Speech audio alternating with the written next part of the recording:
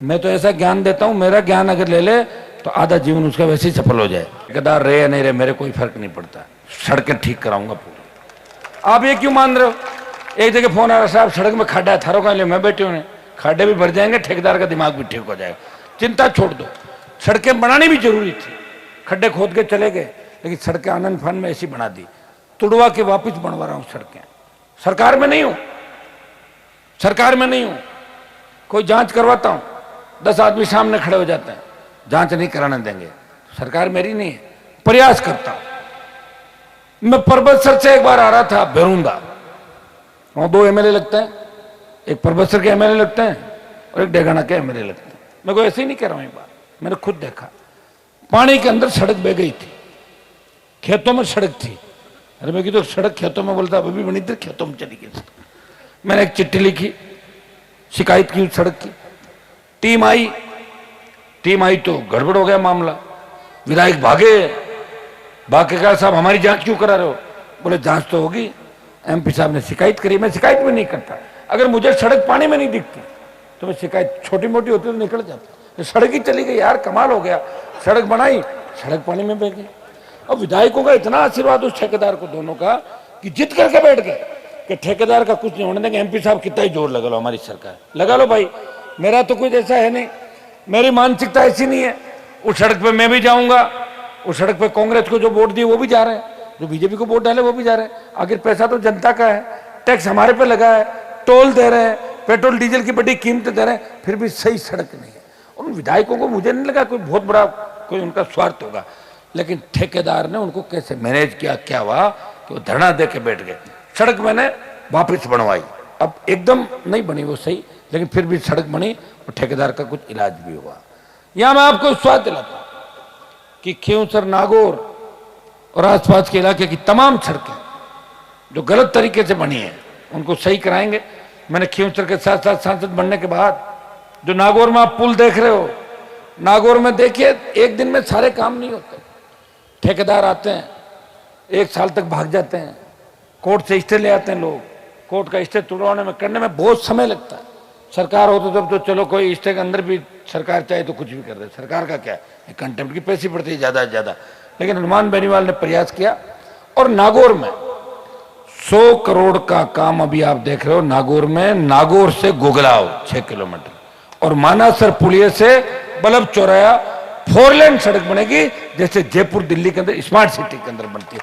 और यही 2 नहीं, आपकी चिमरानी से लेके मानासर फाटक तक, अट्यासन से लेके ये आपका मुंडवा तिराया, पुराना हमारा बाईपास था जहां मिर्ची बाजार लगता है, वहां से लेके कृषि मंडी और फ्लाईओवर पदमसर का आपका सैंक्शन होकर काम चालू हो गया फ्लाईओवर का। 2, 5, 7 दिन में कभी भी उसका मुहूर्त हो जाएगा।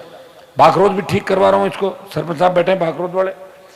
कुचेरा, खजवाना, मूल जी, रामेश्वर जी बैठे हैं, जहां सबसे ज्यादा एक्सीडेंट हो। आप हमें कहते हो, लेकिन फ्लाईओवर बनाने के लिए पैसा चाहिए बहुत ज्यादा, कौन देगा पैसे बताओ मुझे?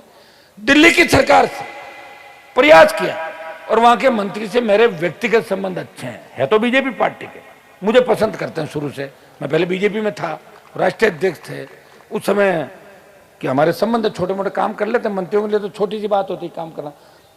आपके ये फ्लाईओवर भी सैंक्शन हो गया कुचेरा खजवाना का, इसको भी जल्दी चालू करा देंगे। रेण की जो फाटक, बताओ मुझे, रेण मेरे इलाके में थोड़ी आता, मेड़ता में आता, मेड़ता हमारी है, मेरे तो अब बनी। 15 साल से आप देख रहे हो रेण की फाटक पे कितना जाम लग रहा है। फाटक पे जाते हैं और हर आदमी गाली देता है, और वो पाप कद कटी, पुल कद बनी, फलाना कद हो।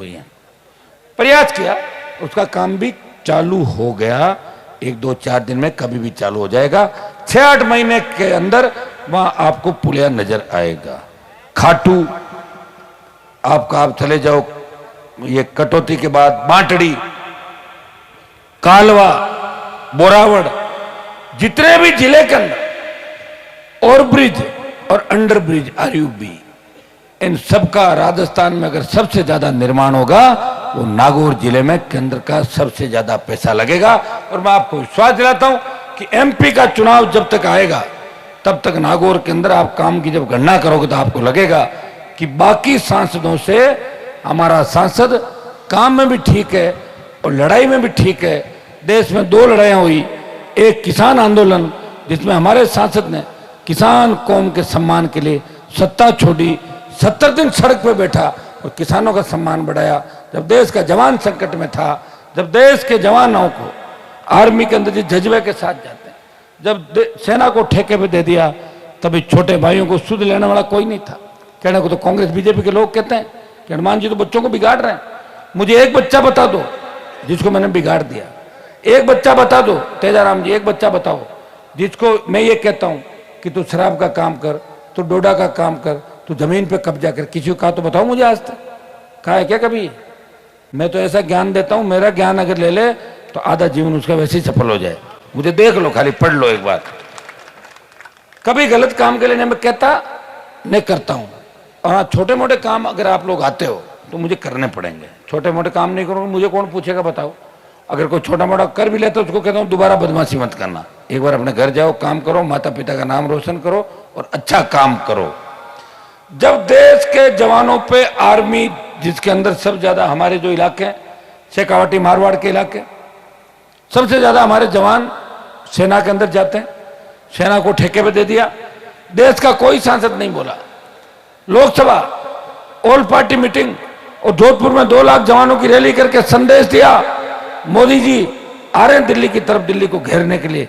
परिणाम ये हुआ कि डरी हुई मोदी सरकार ने 25% जो अग्निवीर आर्मी में रखने की बात थी और 75 को वापस भेज रहे थे, वो 50 वापस आर्मी के अंदर रखेंगे, 50 को वापस भेजेंगे। मैं आपको विश्वास दिलाता हूं, आप इस बार इस राजस्थान के चुनाव के अंदर 50 से ज्यादा सीटों पे राष्ट्रीय लोकतांत्रिक पार्टी और आजाद समाज पार्टी 1 नंबर की ओर बढ़ रही है।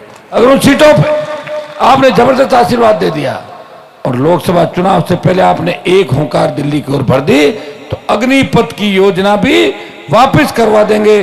अग्निवीर भाई जिसने अभी शहादत दी पंजाब के अंदर, उसकी बॉडी लेके किस तरह 4 आदमी आते हैं एम्बुलेंस के अंदर और बॉडी घर पे रख के, देखा आपने सोशल मीडिया पे? क्या नहीं देखा था? तब आपने कहा हनुमान जी, मेरी याद आई ना आपको।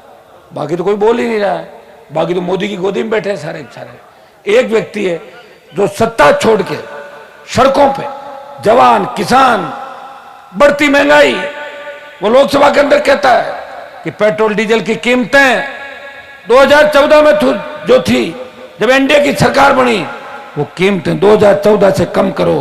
हम टोल भी दे रहे हैं, बढ़ी हुई दरें भी दे रहे हैं, और टूटी सड़कों पे हमारे वाहन भी टूट रहे, एक्सीडेंट भी हो रहे हैं। कौन सी सरकार है आपकी जो ये कहता है कि राजस्थान के अंदर ईस्टर्न कैनाल, ईआरसीपी लागू करो, जो ये कहता है कि राजस्थान को विशेष राज्य का दर्जा दो, जो ये कहता है कि 80% स्थानीय, जहां भी हमारी चाहे सीमेंट हो, चाहे तेल हो, चाहे दूसरे उद्योग हो, बाड़मेर से भिवाड़ी तक के जो हमारे कारखाने हैं, वहां 80% स्थानीय लोगों को रोजगार मिले, हमारे बच्चों को 80%, तब जाके बेरोजगारी की समस्या का समाधान होगा। हम ऐसी सरकार चाहते हैं जहां पेपर लीक की घटनाएं नहीं हो, परीक्षाओं में पारदर्शिता, आरपीएससी माध्यमिक शिक्षा बोर्ड और कर्मचारी चयन आयोग जिसका बंटाधार हो गया।